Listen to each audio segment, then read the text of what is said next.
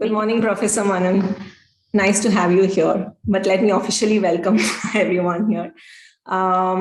So a very good evening to those who are joining from my end of the time zone, and a very warm good morning to those who are from across the Atlantic. It is my absolute pleasure to welcome you all to this webinar series conducted by the English Department of SRM University. This webinar is part of the conversation that we have been having about language and society. And for engaging us today with his valuable thoughts on this, we have Professor Manan Ahmed from Columbia University. Of course, Dr. Soni will give a formal introduction, but I have to say that you have created quite a stir because we are absolutely thrilled to have you here. A very, very warm welcome to you, sir. Thank you so much, Dr. I welcome our Vice Chancellor, Professor V.S. Rao. So it's always encouraging to have your presence in these discussions. Welcome, sir. So among our participants, we have faculty members from the English department and the university at large, students within and outside university, and fellow enthusiasts here in Zoom and in YouTube Live. So welcome to each and every one of you. We look forward to your lively participation in the discussion. And with that, I hand over to Dr. Soni, the event coordinator and moderator of the session. Thank you. Thank you, Dr. Daniel. And once again, a very warm welcome to everyone. I'm grateful for everyone's presence here this evening for this interaction with Dr. Manan Ahmed.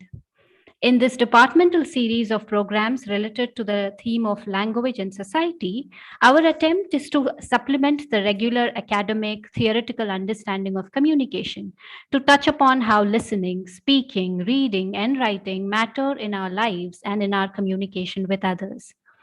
In our today's program, our focus is on reading skills. Reading skills are generally taught and learned as comprehension passages with questions given below. This approach towards reading has to some extent killed the joy of reading.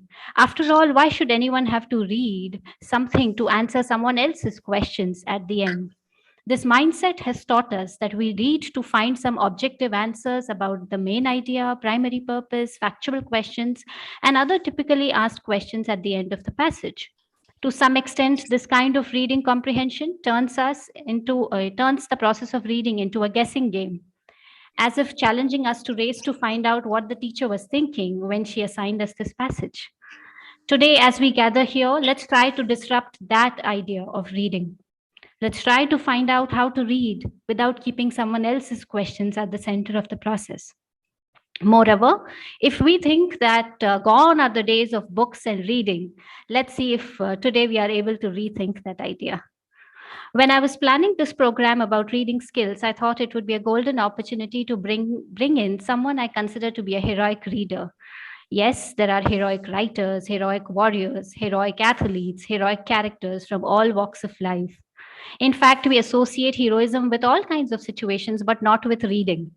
We hold reading and processing and interpreting to be so private and intimate that we don't have access to how someone else is reading something.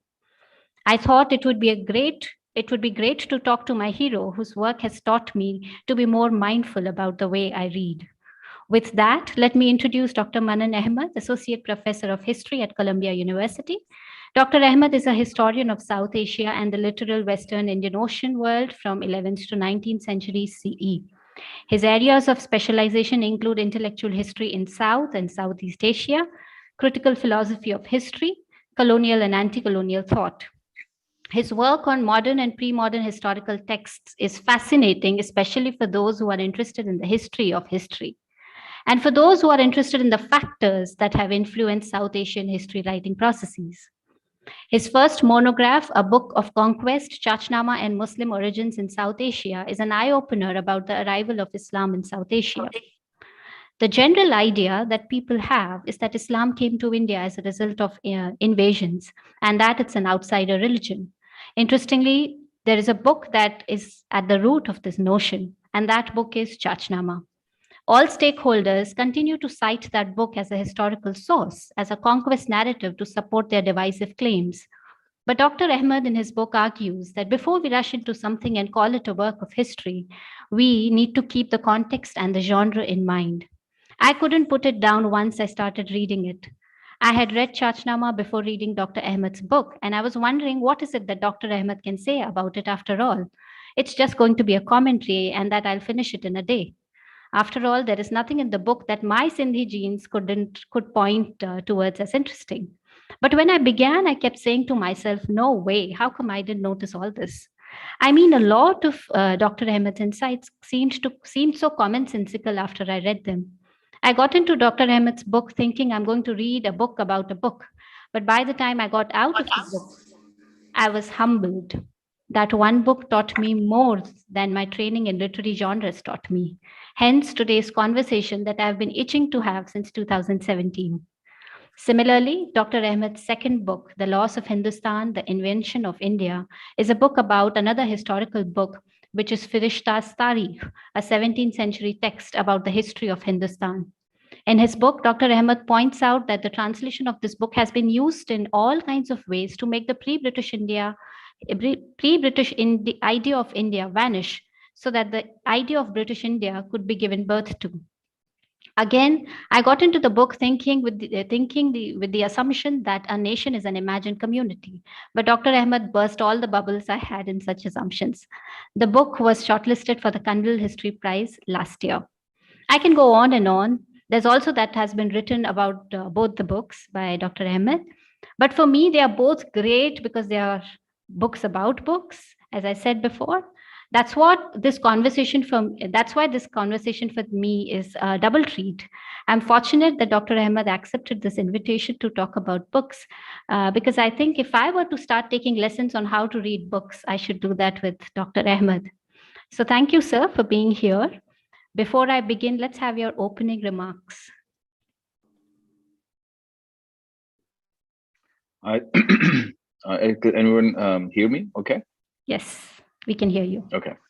Thank you so much for this incredibly generous welcome and this introduction, and for the care with which you've read my books and engaged with me. I'm humbled and honored, and I want to thank Dr. Daniel as well as Vice Chancellor V.S. Rao and all of the other faculty at SRM University for giving me this opportunity to speak to you. And thank you very much to all of the participants, all the listeners. I'm really grateful for this occasion. As the idea was that to kind of think about reading and think about reading as a practice that a historian does. And much of that is perhaps, let's just say, apparent on the surface of things, right? We assume that a historian is going to read a lot of books in order to write their version of the past. But that's not always the case, and it has never been always the case. For a very long time, the task of history writing included not just reading what others have written, but also walking where others had once walked, or doing what others had once done. In other words, a historian was embedded in the world in which they were writing. And in fact, for the pre-modern world, the world of Hindustan that I write about, Farishta, the historian that I focus on for the loss of Hindustan, is someone who is writing, reading, and doing in the world as he is composing his text. He is working as a diplomat. He's working as a type of a battlefield surgeon, and he's reading. So he tells us in his Tarikh-e-Farishta, which is written in between 1600 and 1610 in Deccan, that I visited this librarian who has a very important collection of manuscripts. And I just wanted to read the manuscripts, except the guy just kept talking and wouldn't let me read. So I had to sit with him until he fell asleep from drinking too much wine. And then I could spend the rest of the night reading the text that I had come to read. And so this is again from the 17th century, and we can go back as Kashf al-Mahjub, which is written in the early part of the 10th century in Lahore. And there, the Hajwari, the Sufi saint who is writing this text, has a beautiful anecdote about reading that I always remember. And he says, you know, the problem with writing books is that the readers take them. They take them with you. So this is obviously pre-print, right? So you write a book. This is you have one copy, and if your book is popular, you get two copies, which one of the other one is going to be made by your student. And if you're really popular, you get three copies, and so on. So he said, you know, I like people coming to read, but they take my copy, and I have to write this book from scratch again. And in fact, one of the people who came and took my book for reading ended up publishing it in a sense, ended up putting his name on the colophon and passing on the text as his. So reading is I think is implicated in the way in which we make sense of the world. And as a historian, when I think about reading practices, not just my reading practices, but the reading practices that I inherit from other historians. And I think here we think of reading as mentioned earlier, as a solitary activity, or as an activity that's designed for us to interact with, you know, an exam or some other kind of formal requirement, and maybe sometimes for pleasure. But reading is also fundamental to the way we understand the world. We don't call that reading, perhaps because we consume these texts, whether subconsciously or through other kind of mediations. But there's a long strand of intellectual activities, intellectual thought, starting in the early part of the 20th century, that will go on to be called logocentrism. In a sense, it's a way of seeing the world through words, through text, through the logic that the text creates. And in that, reading is the primary mode of experiencing the world. Much of the colonial period texts that I work on, these are folks sitting in London or Paris or Berlin. They're writing about Hindustan. They're writing about, you know, the places we call Middle East now. They're writing about Africa. They are accessing that world through texts. They're not traveling to any place else. They're looking at this world through text. So many of the foundations of sciences, what we call history or anthropology or sociology or even literature, is at the foundation of these disciplines are folks sitting, like as I mentioned, in the colonial world, who are accessing the world that is being colonized through texts, through reading. So reading is the first way in which the world is being understood. And once understood, politics are built on top of that world. So if, you know, I'm sure many of you know, but someone like Thomas Babington Macaulay, who in 1835 gives us the famous Minutes on Education, in which he says that, you know, what is needed in India, in colonial India, is a class of citizens, colonized citizens, who can conduct their affairs in English rather than in Sanskrit or Farsi or any other language. And he's very clear in that minute that it's the process of reading that gets him to decide that there's nothing worthy of reading in Sanskrit or in Farsi or in Arabic. And, you know, his famous line, which is quoted many times, is that, you know, one shelf of the library in any kind of European household, one shelf of that library holds more knowledge than the entire corpuses in Sanskrit or Arabic. That you know, we focus on that quote obviously for its racism and its colonial difference, but it's a process of reading, right? That quote comes from reading, and we need to kind of think of reading then as an active verb, something that is political, something that is politics of reading that we enact by the act of reading. And there's a socialities of reading in which we are embedded in. Now, we we are often not conscious of these things, but that doesn't make them go away. It just means that we're not participating at our fuller capacity. So I'll stop there. Thank you. Thank you. I mean, the anecdote that you shared will actually stay with me for a lot longer than, these other ideas also that I've sort of become so mindful of in the process of reading your work. But yes, we take the idea of books so much for granted that we forget that, it's a very precious object. And reading was a luxury.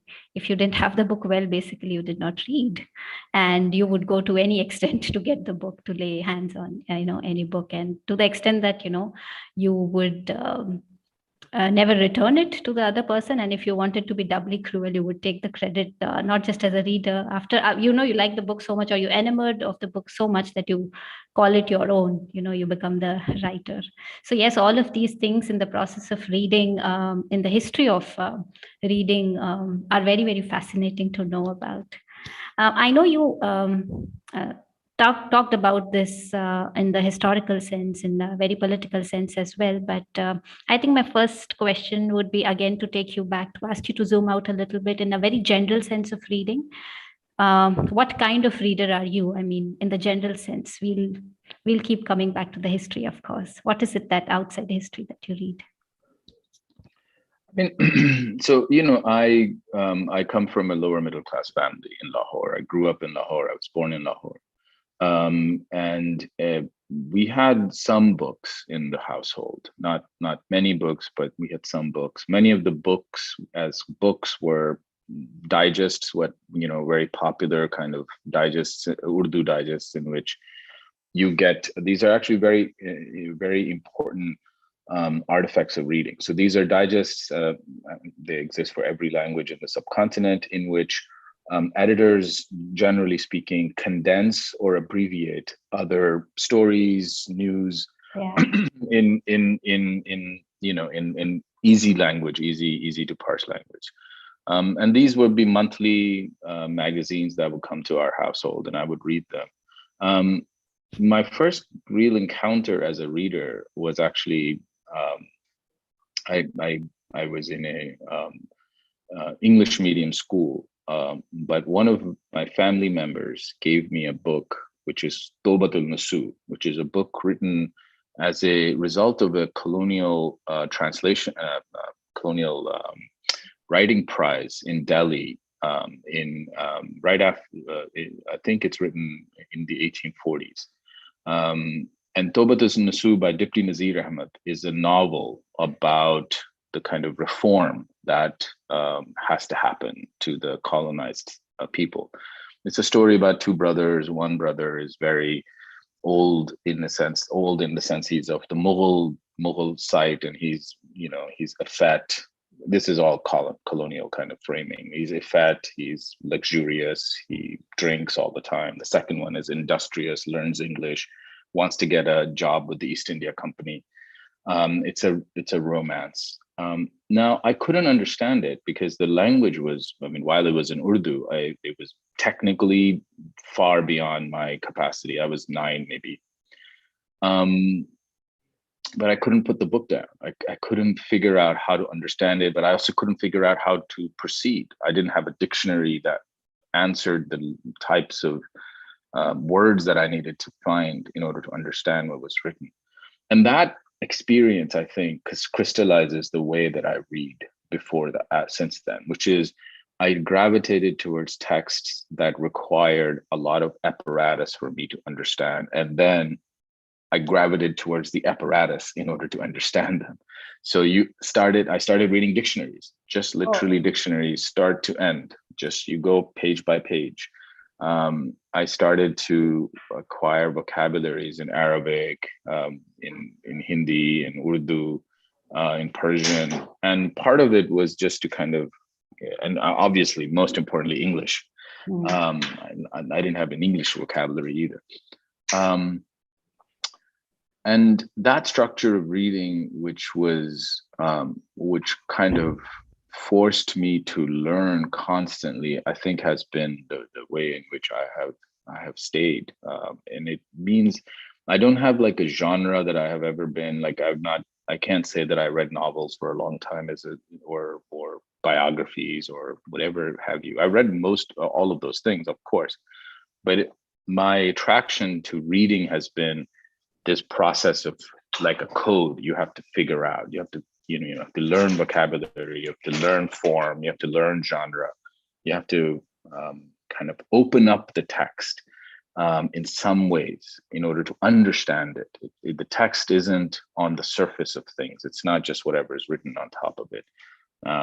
As I would go on to become, to the graduate training, I would learn about, things like structuralism and deconstruction, and some of these things would start to make more sense, theoretically speaking. But that was literally the encounter I had. It's like a paragraph, and then where do I find a dictionary?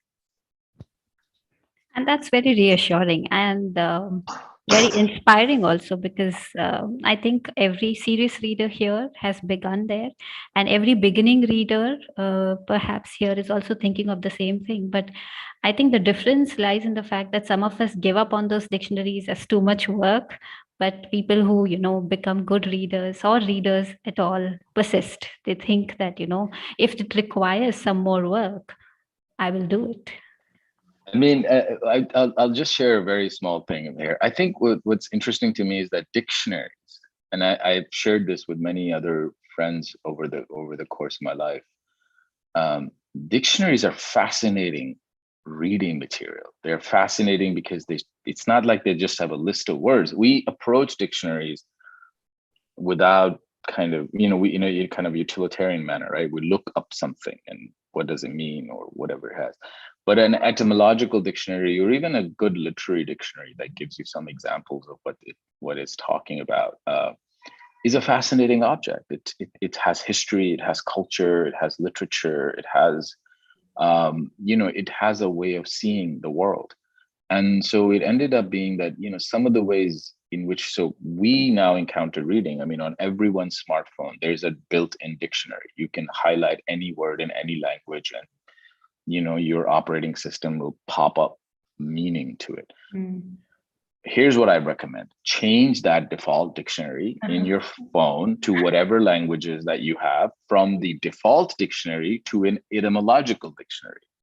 You will still get that meaning that you need for a word, but you will learn something about the word, about its usage, about the way in which it enters our conversations, or the way in which the word exists in our world. And trust me, it's beautiful. It will make you appreciate the task of reading as one, as I've been talking about, as one of discovery, one that's productively engaged. It's not something where you are struggling and you have to give up. It's not like working out, you know what I mean? Even working out, you gotta exercise, right? So you're like, what can I, when will I get better at cardio? It's like cardio for your brain. It's really good for you. Yes. And in fact, if I were to underline the practical, benefit of what you just said, a lot of these, vocabulary-based digests also say the same thing. You try and understand the root, you get to the etymology, you learn more words that way. Yeah. So thank you for bringing that up.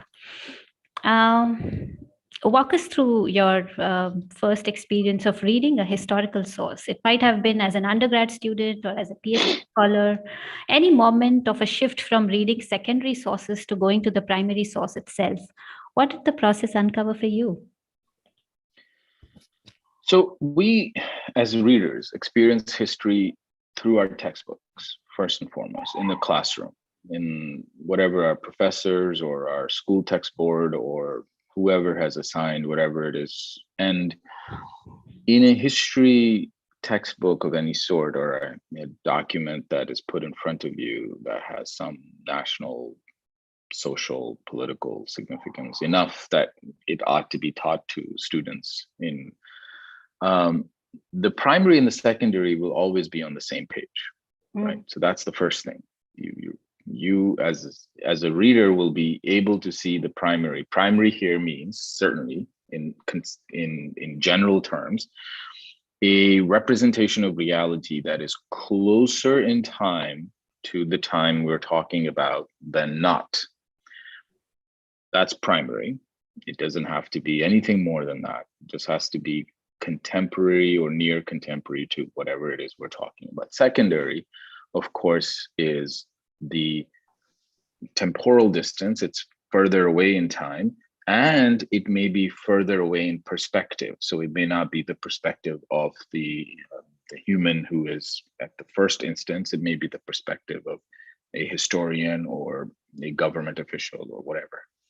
So we encounter the primary text immediately as we're reading. And this is something that I would urge every student, which is what I do all of the time, which is I say, how is it that the primary text, however it is produced on the page, is being read in the secondary, right? So just the text itself that you're reading, secondary text, how does it read whatever it is reading?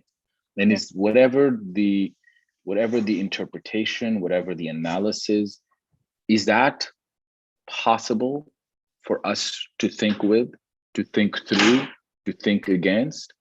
Ranajit Guha, one of the most important historians of subcontinent, has this article that has been, really important for a lot of us, which is the Prose of Counterinsurgency, which he wrote in the early part of the 80s. And he was talking about how the colonial state, the British colonial state, wrote about people who were rebelling against it, most famously in the Santal Rebellion, but also in 1857. And he said, well, the thing is that the state says, the colonial state says, that the people who are raising arms against us are list of bad words. And then once we can put that rebellion down, list of bad things. And he said, as historians, this is the sources we have. These are the only ways in which we can understand that the idea of that rebellion, the people who were part of it, what motivated them, how were they thinking about it. And for the historian, then he suggests a practice of reading. It's not simply reading what the colonial state said, but also paying attention to the particular words that are being used by the colonial state. The ways in which the primary text is being defined, redefined, utilized, goes back to this idea of the dictionary, right? We start to think patterns. How are objects being defined? How are subjects being defined? Where does the idea of narration, secondary narration, how we tell a story, where does it hook onto the primary text, to the contemporary or near contemporary account that we're relying on? A historian tells a story. This is not a controversial statement. The historian is telling a narrative. The historian has a certain set of tools with which they come to this narrative. So they say, we want to be as close to the time period in our evidence as possible. We want to be as objective as we can be in thinking about the evidence. We want to have as many bases, as many kind of wide bases of evidence as we can find. So those are historians' kind of basic kind of training that they have to go through. We as historians, as readers, ought to be critical readers for all histories, for all peoples, for all texts. No matter if you're reading a newspaper, no matter if you're reading a textbook, no matter if you're reading a book, no matter if you're reading my book, doesn't matter.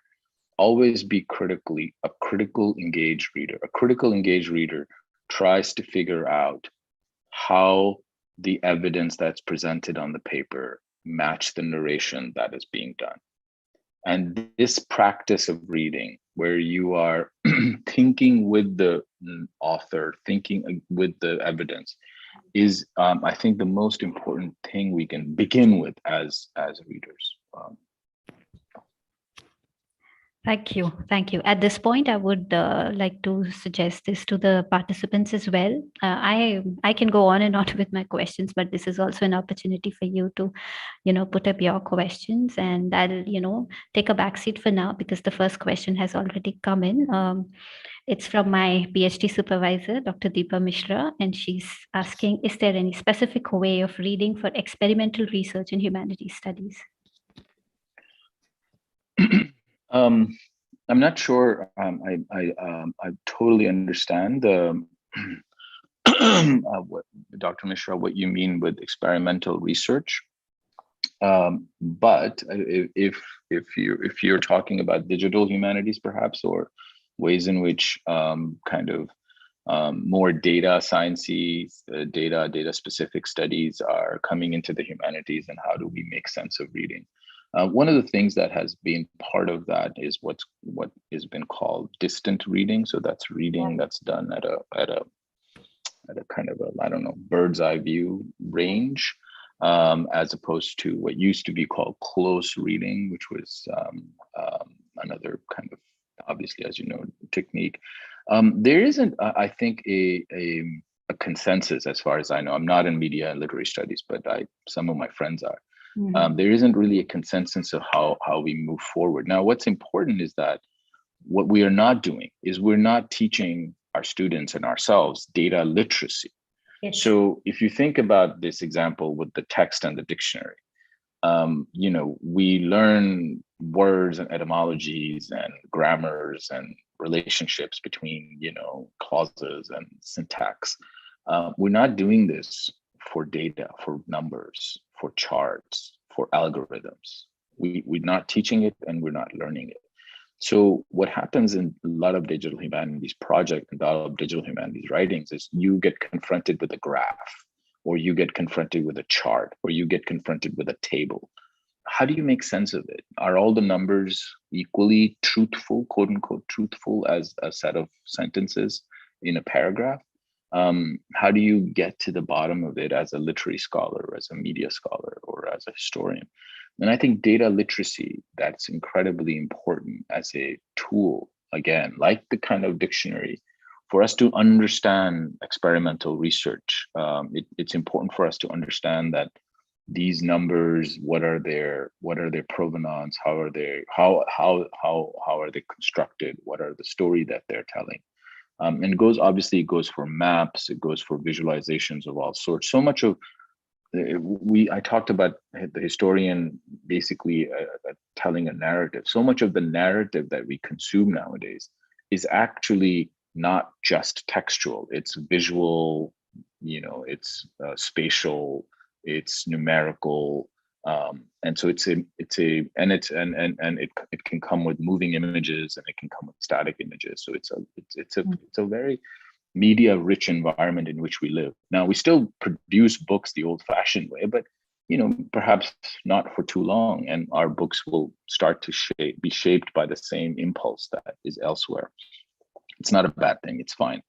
It just means we're not there as readers. However, a lot of my students don't actually understand how to read a table, a table in a Excel spreadsheet. They don't understand what a formula is. They don't understand what an algorithm is.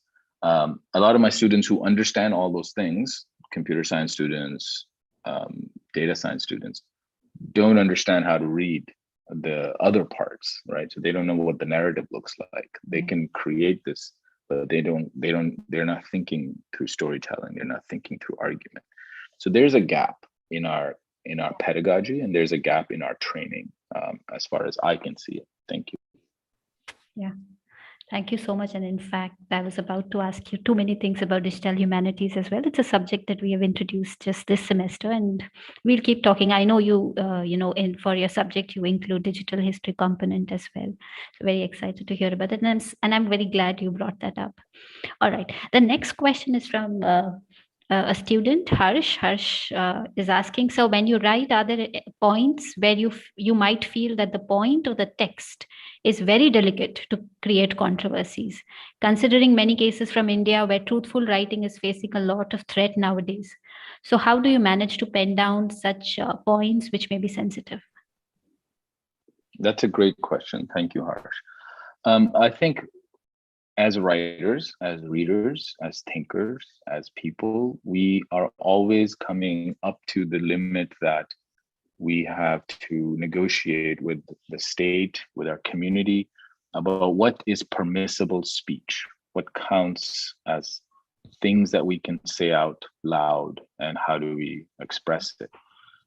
Obviously, in a democracy, there is a commitment to free speech, which ought to be the ways in which we are conducted. And that speech cannot be the basis of harm to the person articulating it. That ideal, even for France, where it was supposedly put in the constitution in 1795, is not in practice, as we are seeing in France right now on the question of how to think about French citizenship in this election that's happening. So whether you're in the United States, whether you're in Pakistan, whether you're in India, the states themselves create a number of sometimes explicit, but many times implicit and sometimes invisible lines that an author cannot cross or a speech cannot cross. Much of this is, again, predicated on the idea of nation that we are embedded in. Nation states are important signifiers, important space of articulation of types of rights that we enjoy. Now, how does an author write then? What is the author's commitment? I think we can look for a history of thinkers. One of my favorite, and this is Lorca, who was writing at the turn of the century, and who was himself embedded in a regime of where fascists came into power. And he's a poet, and he is someone who is, he's going to cafes, he's living with his mother, and that's not going to work out for him for a long time. But he understands that his commitment to tell the story of Andalus, of the past of Spain, of the past of the Iberian Peninsula, is not the fascist vision. Lorca, like many, many, many other people who wrote against the regime, disappears. We still do not know where he was shot, executed, and buried. But his texts remain with us to this day. We can still read him. We can still think with him. And that's the commitment to the freedom of our expression, the freedom of our thoughts as human beings, as devoted to an idea of human community. We tend to define ourselves as we are defined by the state. I am defined by the passport I carry. I'm defined by the taxes I pay.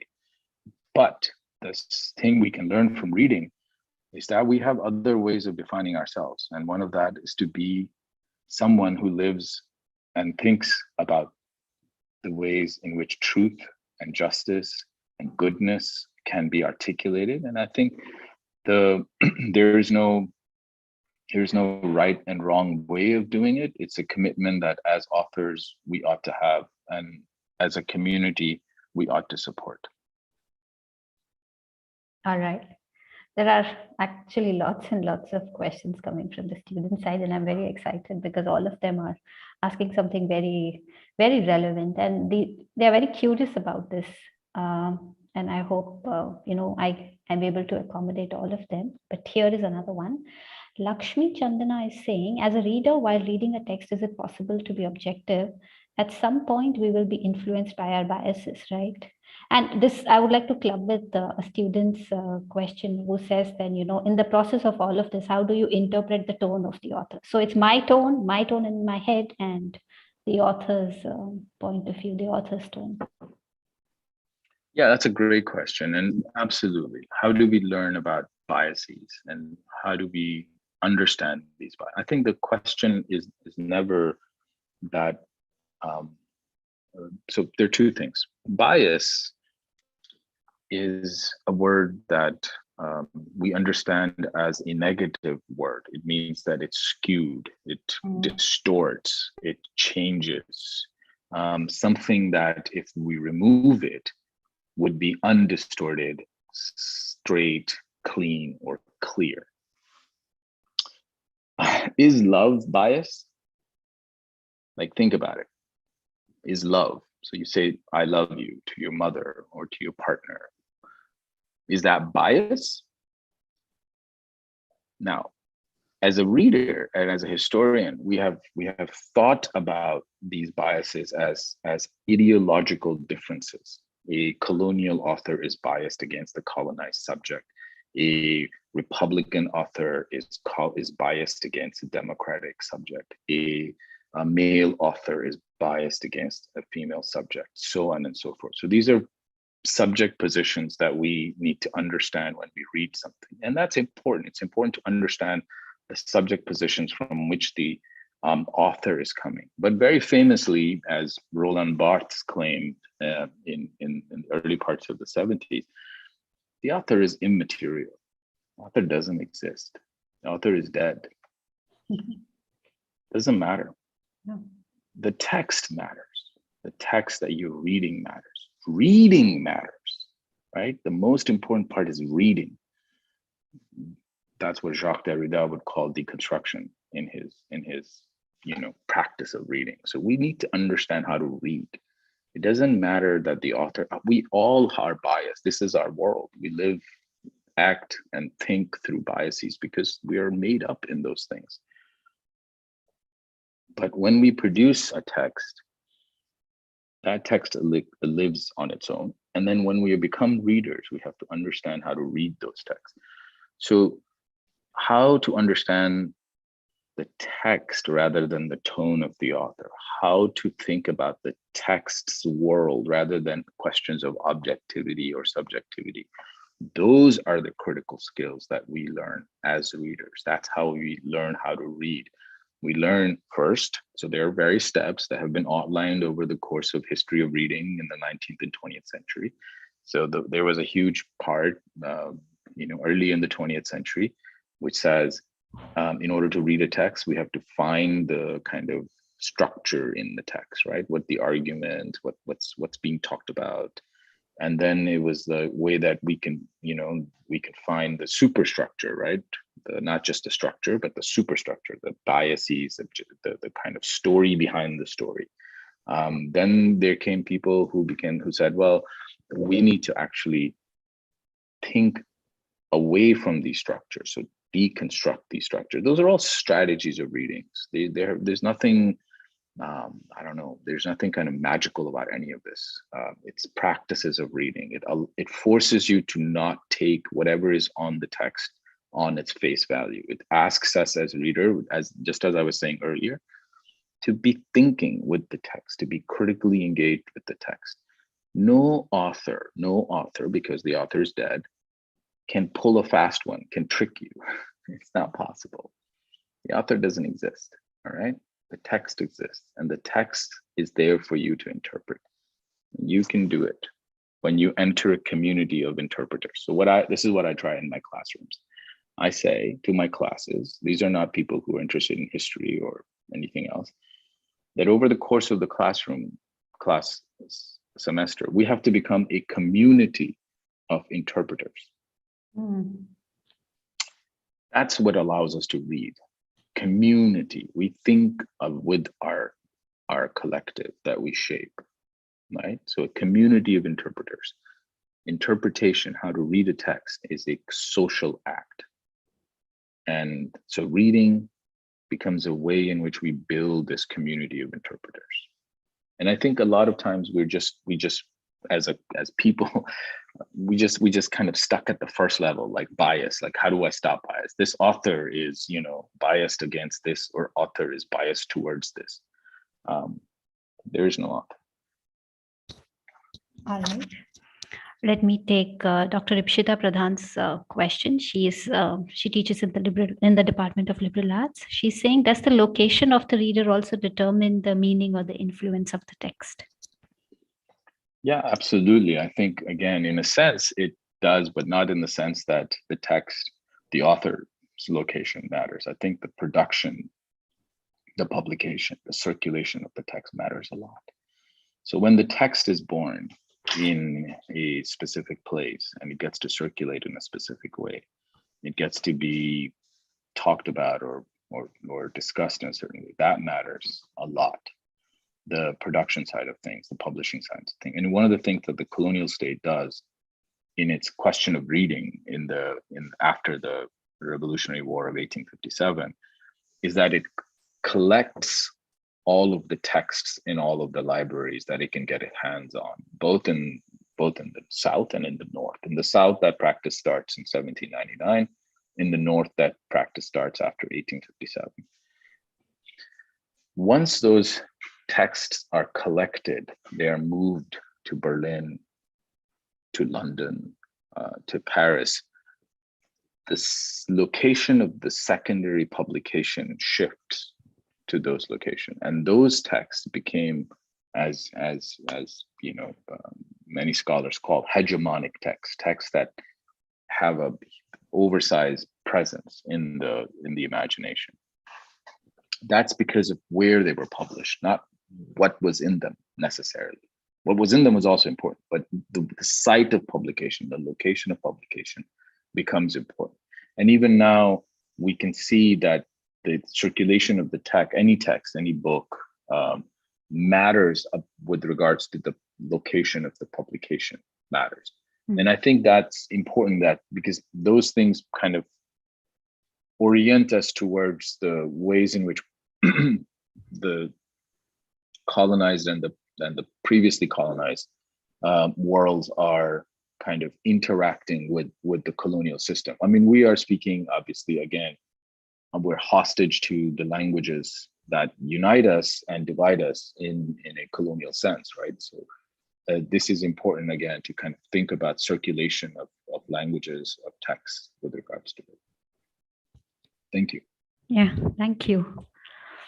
Okay, I'll take another student question. Viju has a very cute question. She's saying, I would like to ask, have you ever read a book that has made you cry? And all books are addressed towards the positive side of the hero in the entire book. Why does that happen? Why do you think that happens? She's talking primarily, I think, in terms of fiction, but it's a question about how a book moves you. Yeah. No, absolutely. I think books always should move you, and they should always make you cry, and they always should make you laugh. And that's the point of a text. The point of a text is to move you. You know, my primary, I will confess, my primary emotional relationships to the text I read is usually of rage. I read a lot of colonial sources and a colonial text, and you know, if they make me cry, they make me cry from anger. But there's a lot of text that I think we need to understand that texts have and ought to be kind of felt on the level of our bodies. And that's an important thing. You know, there was a world not too long ago, 15-30 years not too long ago, there was a world in which it was very, very clear that text, written word, can transform one. You can move from one state to another, right? So in a lot of bhakti literature, you will see that recitation of the word, reading of a word, single word can move you from a place of not knowing to a place of knowing. That's a bodily transformation. That's not like, you know, this is like going from a caterpillar to a butterfly, just from one word. And that's, I believe in it. I 100% believe in it. So yes. Okay. All right. Now, Soham has a question. Soham Das. He's saying, when writing about history, how do you differentiate between fact and fiction, as a lot of history comes from third-person perspective and hearsay? Yeah, absolutely. History, if we think of history, and we should think of history as a kind of relationship with our past, our deep past.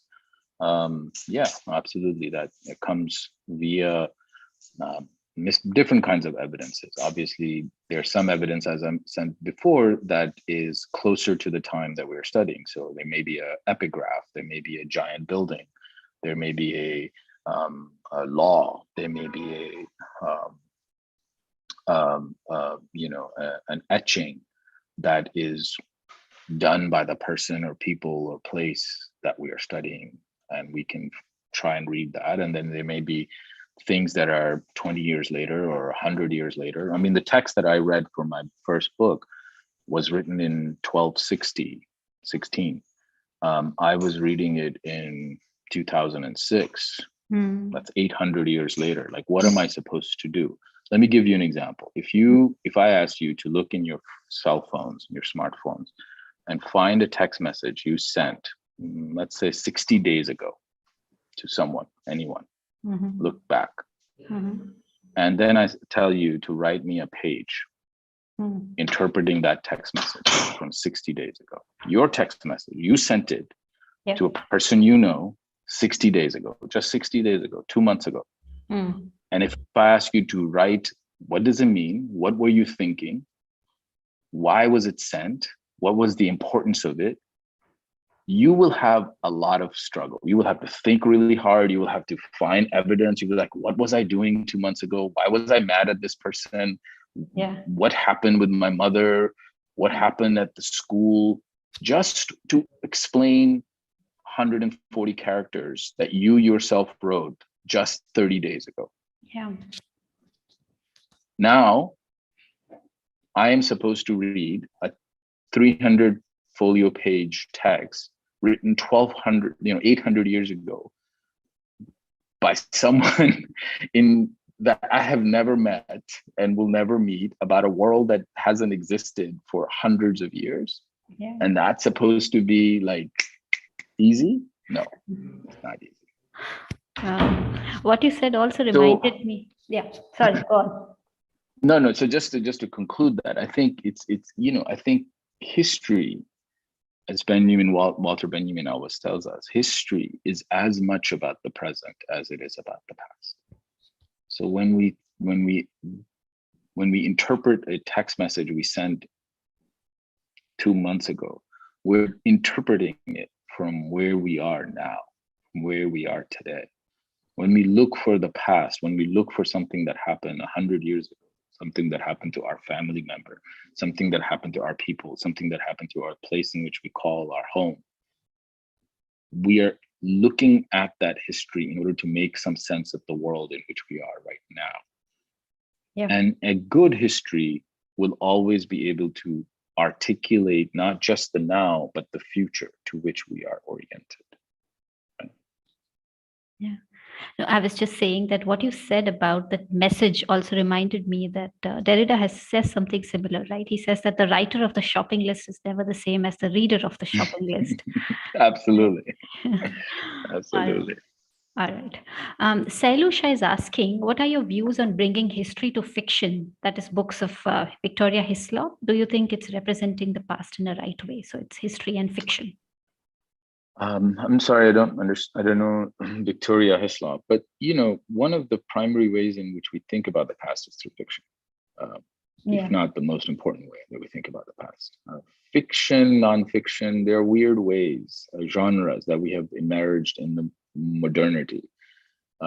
This is part of what when modern person articulate itself. It's like we have fiction, we have nonfiction, we have biography, we have poetry, etc., etc., etc., etc.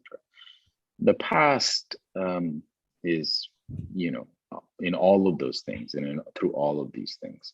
One of the earliest ways in which colonized peoples in the subcontinent wrote their past was through historical fiction. One of the first, if we want to use the word genre, one of the first genres in the early part of 19th century that is taken up by the colonized subjects in the subcontinent for writing history is historical fiction, whether it's in Bengali, whether it's in Marathi, whether it's in Urdu. Historical fiction is the first way in which people said, let's try to make sense of what's happening to us and why we are here, where we are here. So this is very important. Historical fiction performs, again, a very important kind of task. It helps us think about the past through an emotional register, through a a narrative, a particular narrative. So yeah, there are great historical fictions, writers. They're not terrible, there are terrible ones too. Yeah. But that's that's true for historians, right? There are terrible historians and there are good historians. That's just a way of things. Mm. All right. Janki Devi has a question. She's saying, could you please explain how reading helps in writing?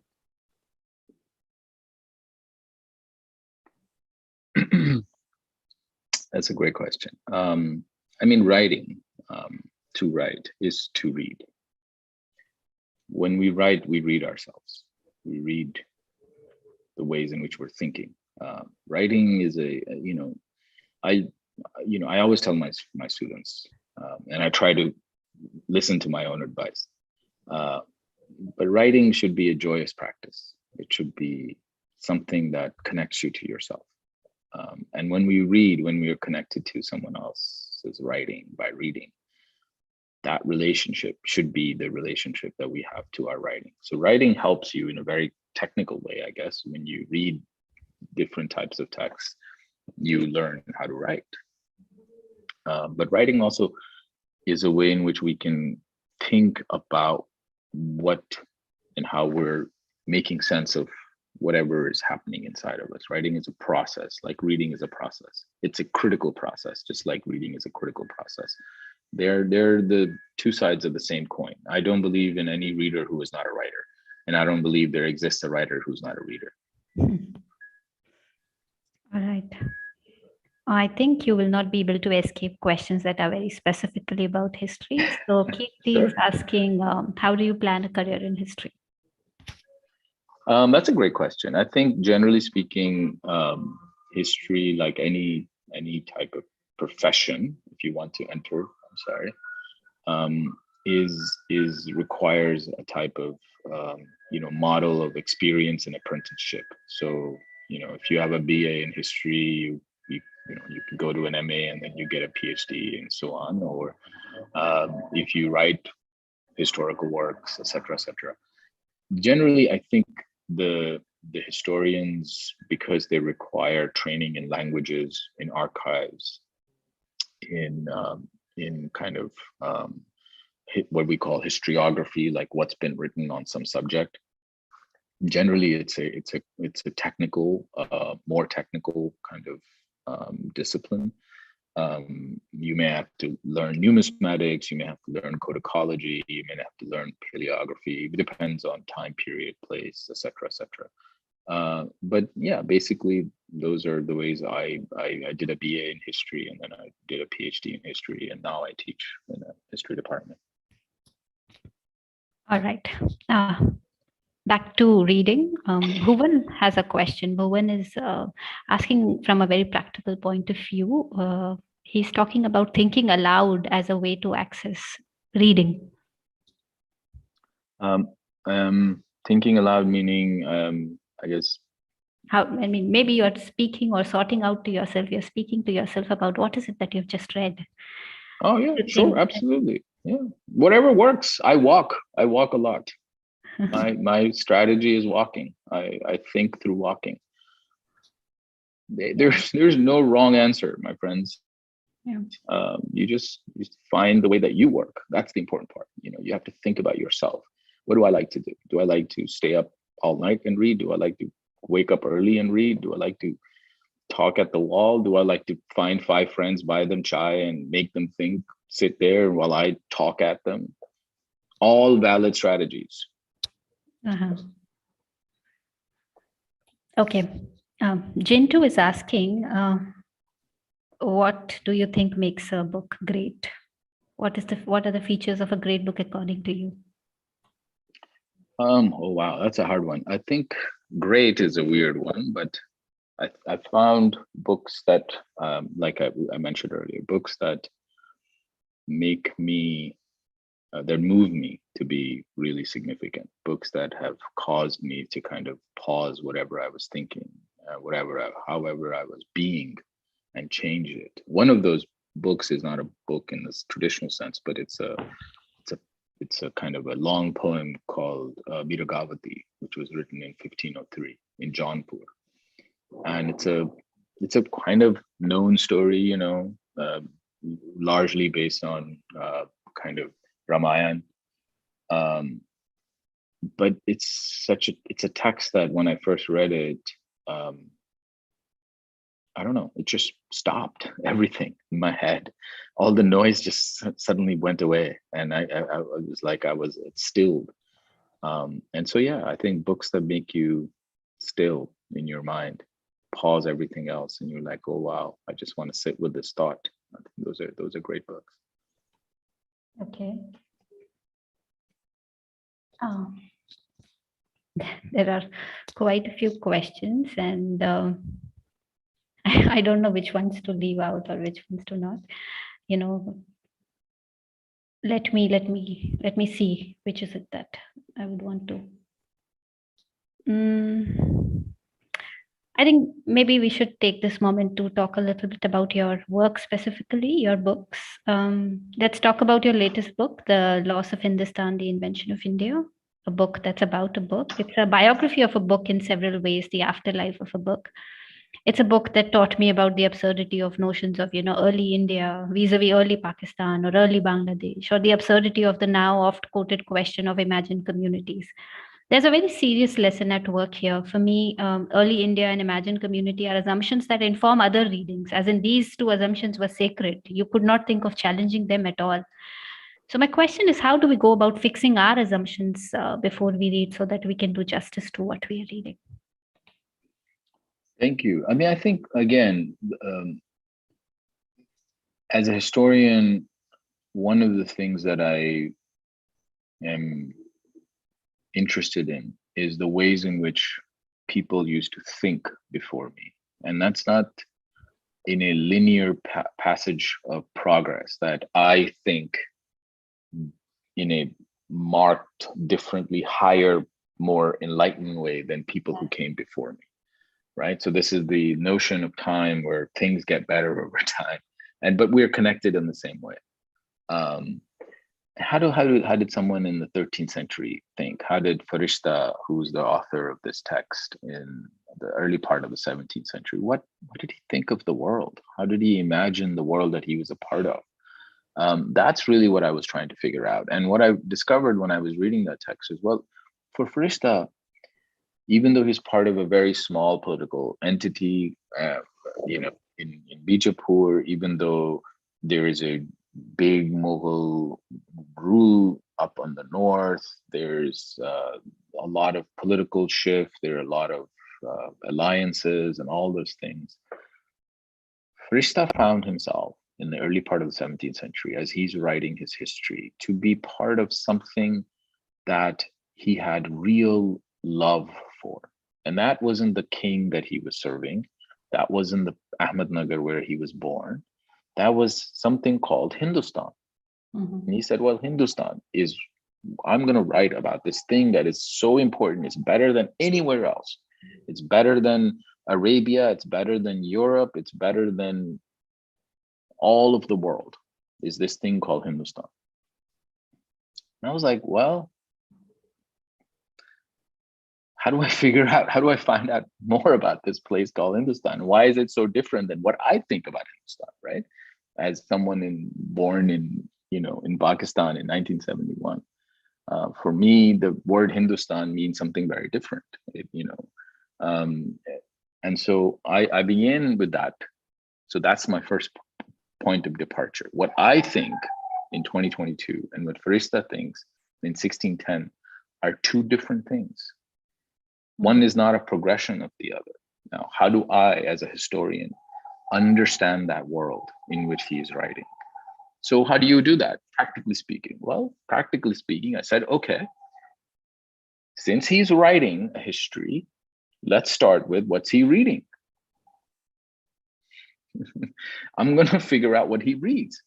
How do you do that? Well, I go through his text and I say, wherever he's making a citation of a text, wherever he's quoting some other text or some other author, I'm going to find those people. I'm going to find those texts. I'm going to read those texts. Then whenever he says, this is based on some visit to a library, I'm going to find those libraries. What is in those libraries? So you start to build a picture. You start to build a network of things that Farishta is reading. And then I start reading those things. And this is, again, what I found. Those texts are also talking about a conceptual world.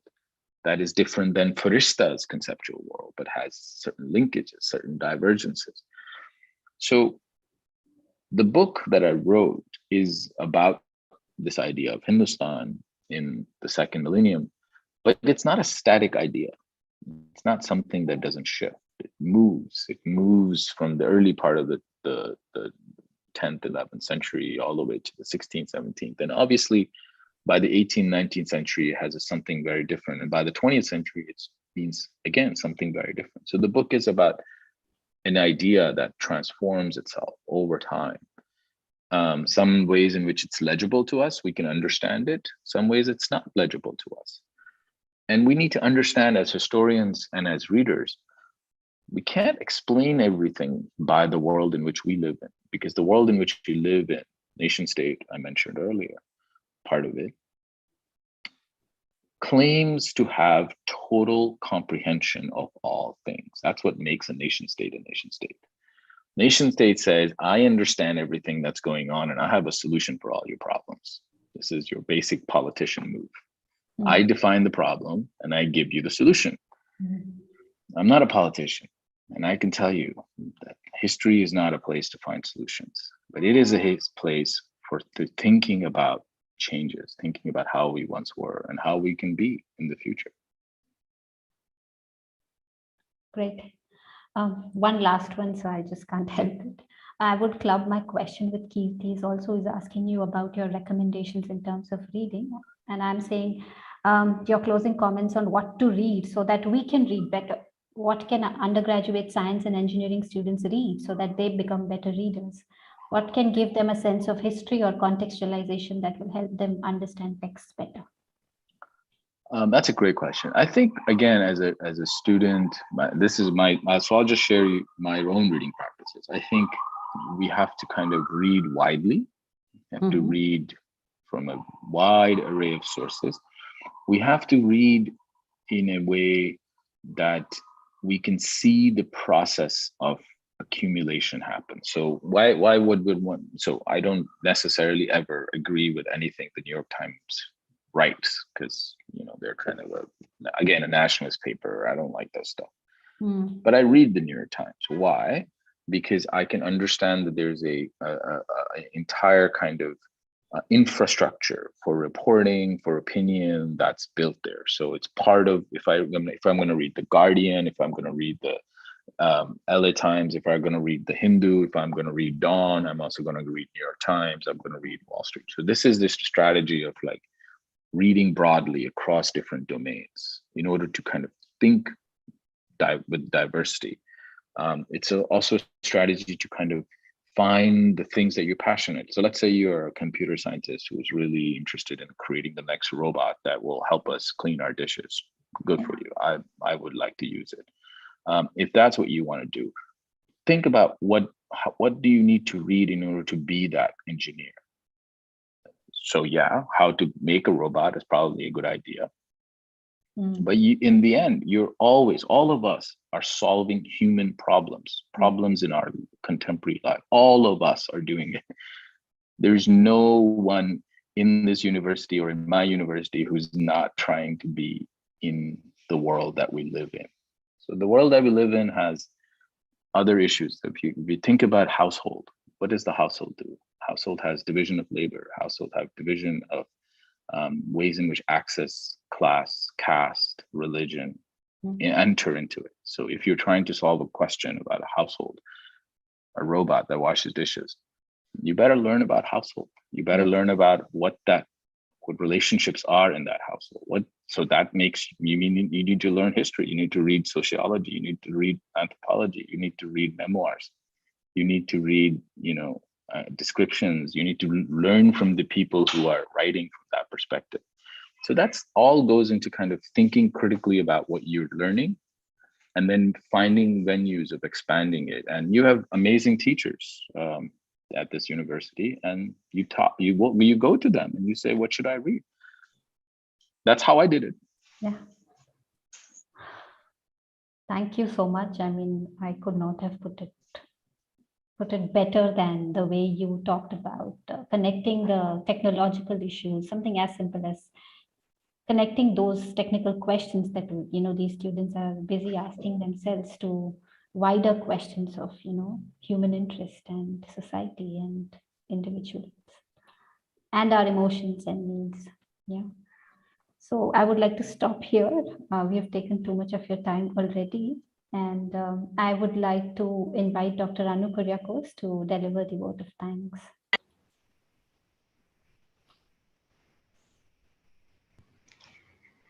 Good evening, everyone, respected dignitaries and teachers and my colleagues.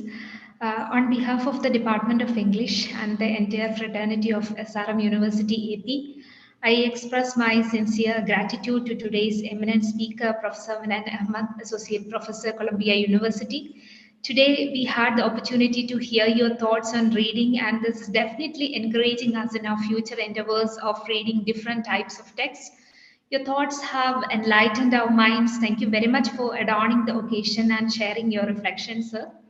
My sincere gratitude to Professor V.S. Rao, Vice Chancellor of SRM University. Your presence is a source of encouragement for all of us. This department is grateful to all the faculty members, scholars, and students for being here today. And I hope this interaction with the chief guest would kindle new perspectives in our approach to reading. Finally, we have been fortunate enough to be backed up by a team of dedicated colleagues who know their job and are result oriented for making this event a success. Thank you, everyone. Good night. Thank you to Anu for delivering the vote of thanks. We'll just have a quick screenshot and we disperse.